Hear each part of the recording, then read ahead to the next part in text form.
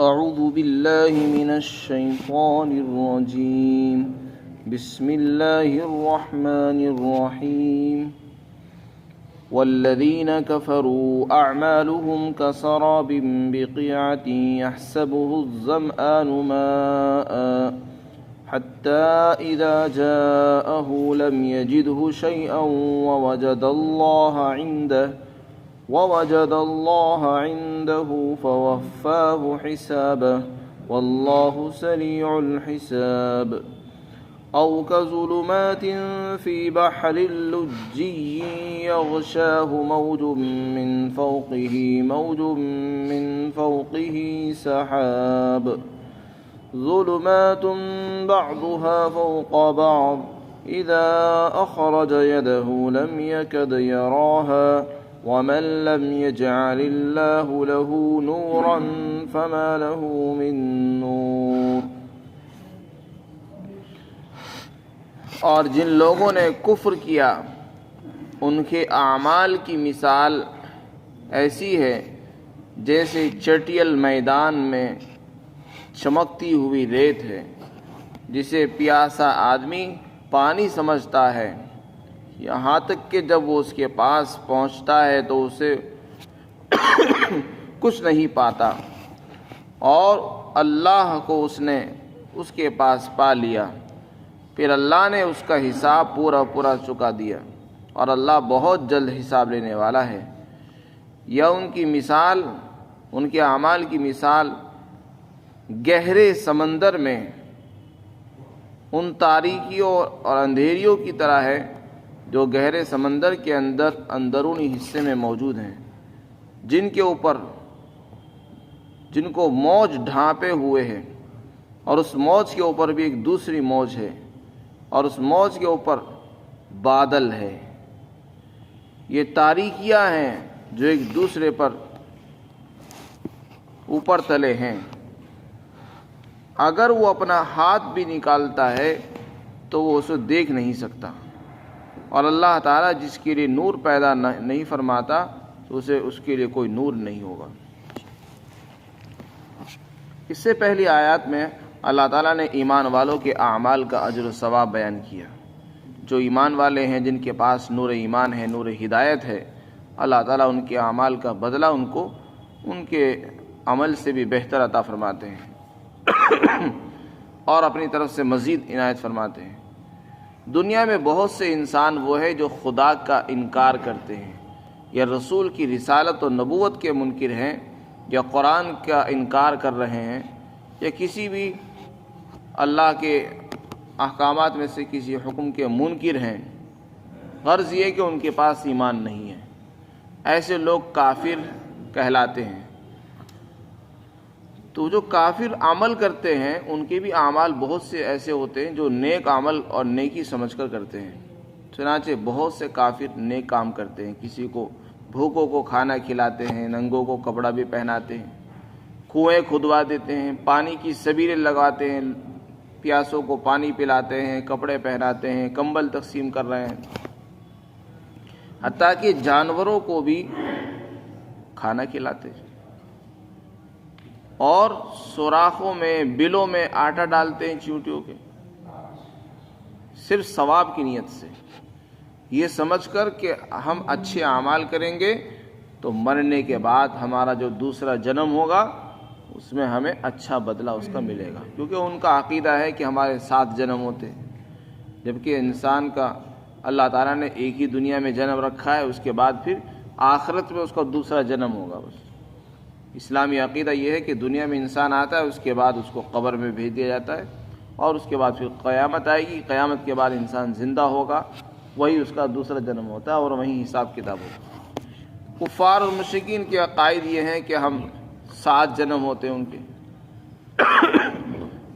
آدمی مر جاتا ہے، اگر اچھے اعمال کرتا ہے تو اسی کے مطابق اس کو دوسرے جنم میں اچھی شکل دے دی جاتی ہے، اور اگر وہ برے اعمال کرتا ہے تو دوسرے جنم میں اس کو بری شکلوں میں بری چیزوں کی شکلوں میں پیدا کیا جاتا ہے۔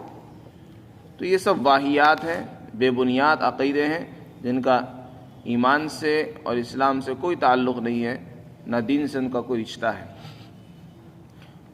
خلاصہ یہ ہے کافر جو اعمال کر رہے ہیں نیکی سمجھ کر، بھوکوں کو کھانا کھلا دیا، کپڑے پہنا دیے، کسی کو راستہ بتا دیا، دین سمجھ کر، یہ سوچ کر کہ ہمارے مرنے کے بعد ہمارے یہ نیک اعمال ہمیں کام دیں گے، تو اللہ تعالیٰ فرماتے ہیں یہ ان کا دھوکہ ہے، بھول ہے۔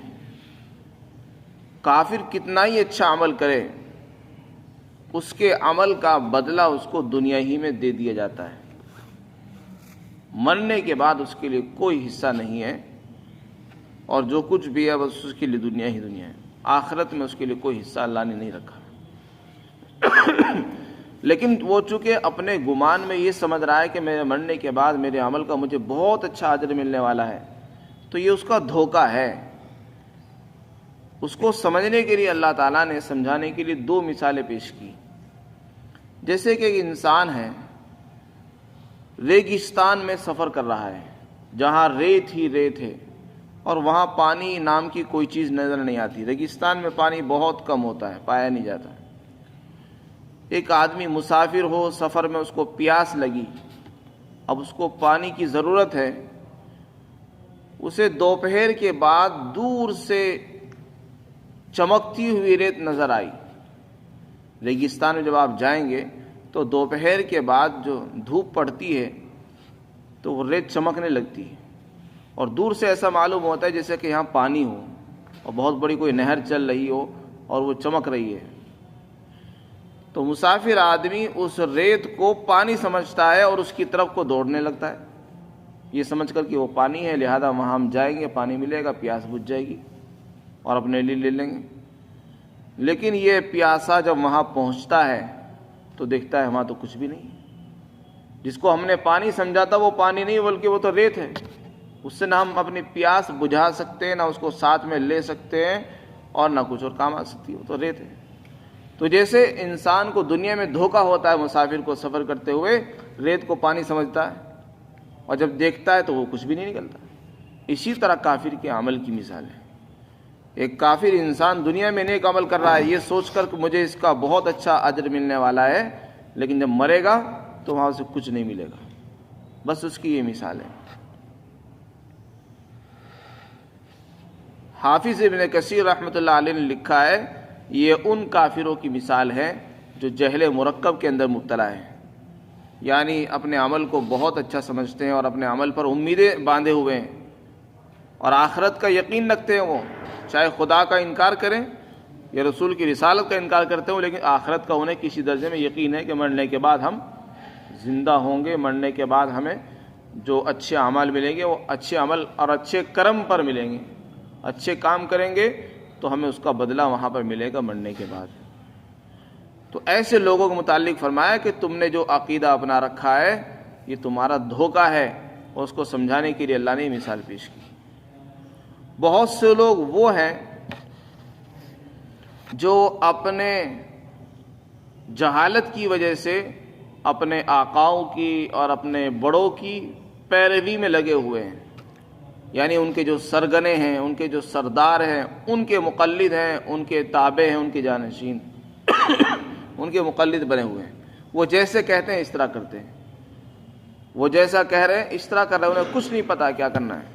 اور اگر ان سے کوئی پوچھے پہ تم کہاں جا رہے ہو، کہ ہم تو اپنے بڑوں کے ساتھ ہیں، اور تمہارے بڑے کیا کر رہے ہیں اگر کوئی سوال کرے تو انہیں اس کا کوئی علم نہیں ہے، نہ کوئی خبر ہے۔ ان کے بڑے چاہے گمراہ ہوں، کچھ بھی کر رہے ہوں، انہیں ان سے کوئی تعلق نہیں، کوئی سروکار نہیں، بس انہوں نے تو یہ طے کر لیا ہمیں اپنے بڑوں کے ساتھ رہنا ہے، اپنے سرگنوں کے ساتھ رہنا ہے، اپنے پیشواؤں کے ساتھ رہنا ہے، چاہے ان کے پیشوا لاکھ درجہ گمراہ ہوں، انہیں اس سے کوئی سروکار نہیں۔ تو ایسے لوگ جہل بسیط میں مبتلا ہیں۔ ایسے لوگوں کی مثال دی، ایسے لوگوں کی مثال اندھیری کی طرح ہے۔ یہ کافر بھی اندھیرے میں ہی ہیں اور گھٹا ٹوپ گھپ اندھیرے کے اندر موجود ہے۔ اس کی مثال پیش کی جیسا کہ سمندر ہو اور گہرا سمندر ہو، سمندر کے اندرونی حصے کے اندر کتنا اندھیرا ہوتا ہے۔ ایک تو سمندر کے اندر کا اندھیرا، اور پھر اس سمندر کے اوپر موج ہو، اگر وہ موج آئے گی تو اس موج کے چھا جانے سے بھی اندھیرا آ جاتا ہے، پھر اس موج کے اوپر ایک اور موج ہو، اور اس موج کے اوپر بادل ہو. جب بادل چھاتے ہیں تو بادلوں کا ایک اندھیرا الگ ہوتا ہے اور موج کا اندھیرا الگ ہے اور پانی کا اندھیرا وہ ایک الگ ہے. یعنی اندھیرے پر اندھیرا، یعنی اندھیریاں ایک نہیں کئی اندھیریاں اس کے اندر پائی جاتی ہیں. اور ان اندھیریوں کے اندر اللہ تعالیٰ فرماتے ہیں اگر کوئی انسان سمندر کی تہ میں جا کر اپنا ہاتھ بھی اٹھائے گا اور دیکھنا چاہے میرا ہاتھ کہاں ہے تو اسے اپنا ہاتھ نظر نہیں آئے گا. تو جیسے اس انسان کو جو کئی اندھیریوں کے اندر کھویا ہوا ہو، ڈوبا ہوا ہو، اسے اپنا ہاتھ بھی نظر نہیں آتا حالانکہ اس کا ہاتھ اس کے پاس موجود ہے. بس یہی مثال ہے کافروں کی کہ کافر جن اعمال کو کر رہے ہیں نیک اعمال سمجھ کر اور نیک اجر و ثواب سمجھ کر، یہ لوگ در حقیقت دھوکے میں ہیں. انہیں اپنا ہاتھ تو نظر نہیں آتا، ان کو ان کی اعمال کا اجر و ثواب کیسے مل جائے گا؟ تو ایسے لوگ اندھیریوں کے اندر ڈوبے ہوئے ہیں. خلاصہ یہ ہے کہ کافر ہر حال میں اندھیرے میں ہے. اس کی بات اندھیرا، اس کے عمل اندھیرے، اس کے اقوال، اس کے اعمال سارے اندھیرے ہی اندھیرے ہیں. جیسے اندھیرے سے کوئی مسئلہ حل نہیں ہوتا، اندھیرے سے انسان راستہ نہیں پا سکتا، اندھیرے کے اندر انسان چل نہیں سکتا، اندھیرے کے اندر انسان کھا نہیں سکتا، اندھیرے کے اندر انسان کچھ بھی نہیں کر سکتا، نہ پڑھ سکتا ہے. بس یہی حال کافروں کا ہے. وہ اندھیرے میں ہیں اور اب سمجھ رہے ہیں اپنے آپ کو ہم روشنی میں چل رہے ہیں. وہ ایک نہیں کئی اندھیروں کے اندر ڈوبے ہوئے ہیں. تو جیسے وہ انسان جو سمندر کی تہ میں رہ کر کچھ نہیں کر سکتا، راستہ نہیں پا سکتا، اسی طرح یہ لوگ ہیں. یہ جو دوسری قسم کے لوگ ہیں یہ زیادہ گمراہ ہیں. پہلے والے ان کو کسی قدر روشنی حاصل ہے، انہیں آخرت پر یقین بھی ہے، اس لیے وہ اپنے اعمال نیک اعمال سمجھ کر اجر و ثواب کی نیت سے کرتے ہیں. اللہ تعالیٰ ان کو اس کا بدلہ دنیا ہی میں عطا فرما دیتے ہیں. اور دوسری قسم کے جو لوگ ہیں یہ وہ لوگ ہیں، بعض مفسرین نے فرمایا کہ جنہیں آخرت کا بھی یقین نہیں، بس یوں ہی چل رہے ہیں. تو ایسے لوگوں کا حال یہ ہے کہ ان کے پاس روشنی نام کی کوئی چیز نہیں ہے. روشنی تو ایمان سے ملتی ہے، روشنی تو یقین سے ملتی ہے. جب تک اللہ پر یقین نہیں ہوگا روشنی نہیں ملتی، اور بغیر روشنی کے وہاں کام نہیں ہوگا. اندھیرا، قیامت کی اندھیری، جہنم کا اندھیرا، قبر کی اندھیری، سارے اندھیری ان کے سامنے ہوں گے اور وہاں کوئی مسئلہ حل ہونے والا نہیں ہے. اس لیے اگر ہم یہ چاہتے ہیں کہ ہمیں آخرت میں روشنی نصیب ہو تو وہ ایمان کے ذریعے سے حاصل ہوگی. آخرت میں کوئی لائٹ نہیں ہوگی، کوئی روشنی نہیں ہوگی. وہاں روشنی حاصل کرنے کے لیے، چلنے کے لیے ایمان کی روشنی چاہیے.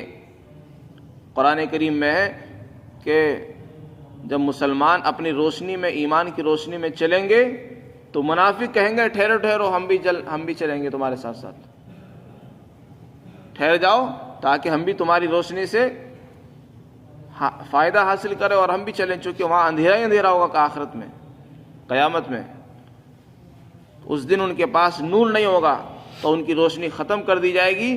وہ جہاں کھڑے تھے وہیں کے کھڑے رہ جائیں گے، انہیں پتہ ہی نہیں چلے گا کہاں جانا ہے، کدھر جانا ہے، کدھر کو راستہ ہے. تو یہ قیامت بھی ایک اندھیرا ہے، آخرت بھی اندھیرا ہے. وہاں اگر روشنی چاہیے تو ایمان یہاں سے بچا کر لے جانا اور ایمان کو بچانا، اس پر ایمان لانا یہ ضروری ہے. ایمان کی اہمیت ابھی پتہ نہیں چل رہی ہے، مرنے کے بعد اس کی اہمیت کا پتہ چلے گا کہ ایمان کی روشنی کیا چیز ہے. ایمان سے ہی اللہ تعالیٰ دنیا میں بھی ہمیں روشنی عطا فرماتے ہیں. روشنی کا مطلب یہ ہے کہ ہمیں حق اور غلط کا، صحیح اور غلط کا، حلال اور حرام کی تمیز معلوم ہوتی ہے. اچھے برے کی تمیز ایمان کی روشنی سے ہم پہچانتے ہیں. ورنہ آنکھیں تو کافر کے پاس بھی ہیں، آنکھیں تو فاسق کے پاس بھی ہیں، لیکن اسے حق اور باطل نظر نہیں آتا، اسے حلال اور حرام نظر نہیں آ رہا. اس کے نزدیک سود بھی ایک حلال ہے، اس کے نزدیک اپنی محنت کی کمائی بھی حلال ہے، اس کے نزدیک خنزیر کا گوشت بھی حلال ہے، اور اس کے نزدیک سبزیاں بھی حلال ہے. تو یہ چیز کس کو نظر آئے گی؟ جس کے پاس ایمان کا نور ہوگا، جس کے پاس روشنی ہوتی ہے. اسی کو سڑک کے گڈھے، اسی کو راستے کے کانٹے نظر آتے ہیں، اور اسی کو راستے کے نشیب و فراز نظر آتے ہیں. اور جس کے پاس روشنی، لائٹ نہیں ہوتی، وہ گڈھوں میں گر جاتا ہے، ٹھوکریں کھا جاتا ہے اور چوٹ کھا لیتا ہے۔ اس لیے اگر دنیا اور آخرت میں ہمیں روشنی چاہیے تو اس کے لیے ایمان شرط ہے۔ تو اللہ تعالیٰ نے فرمایا جو لوگ دنیا میں رہ کر اچھے اعمال کر رہے ہیں تو ایسے لوگ دھوکے میں مبتلا ہیں، جب تک ان کے پاس ایمان نہیں ہوگا بغیر ایمان کے ان کے عمل کا اجر و ثواب ملنے والا نہیں ہے۔